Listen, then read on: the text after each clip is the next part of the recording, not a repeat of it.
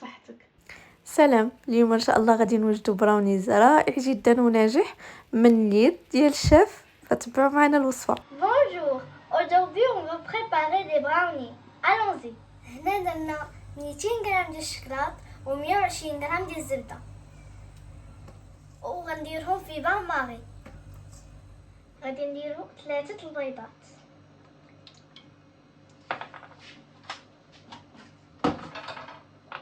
وكاس ونص ديال السنيده 150 غرام ديال السكر.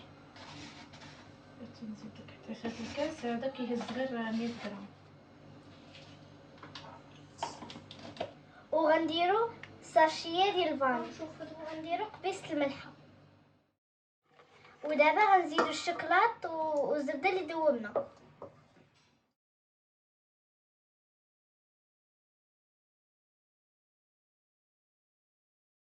70 غرام ديال الدقيق. هنايا درنا نص كاس ديال الكاكاو.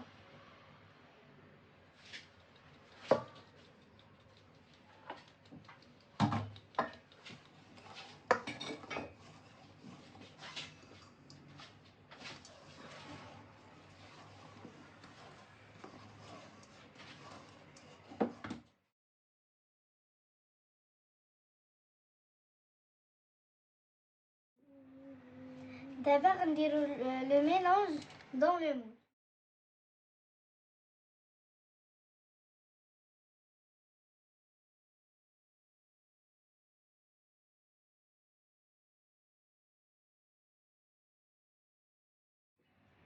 ودابا غادي نزوقو بالكركاع.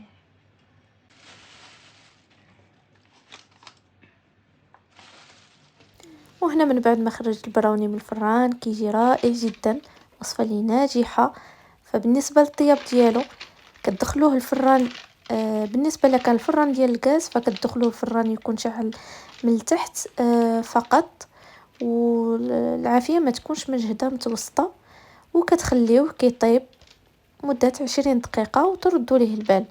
بمجرد ما كتكون هذيك القشره من الفوق كتعرفوه راه وجد، فما كتطولوش فيه الطياب، لان السر ديال البراونيز هو تجي هذيك التعليكه من الداخل وكتكون هذيك القشره رقيقه من الفوق. فإلا طولتوا الطياب غادي ينشف ليكم وما غاديش يجي زوين. كذلك بالنسبه للفران ديال الضو، فإلا كانت عنده المروحه كتشغلوا المروحه على درجه 180 وكتخليوه يطيب وتردوا ليه البال مده 20 دقيقه. شيء اخر ما ذكرناهش في الفيديو هو النوعيه ديال الشوكولاط اللي خدمت به، هو شوكولا غيش 55% ديال الكاكاو.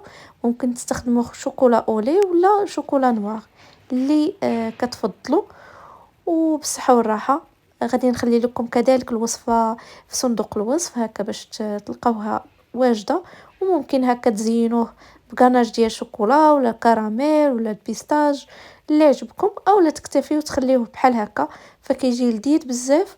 ووصفه اللي كيف ما قلت لكم ناجحه. بالصحه والراحه وتهلاو في ريوسكم.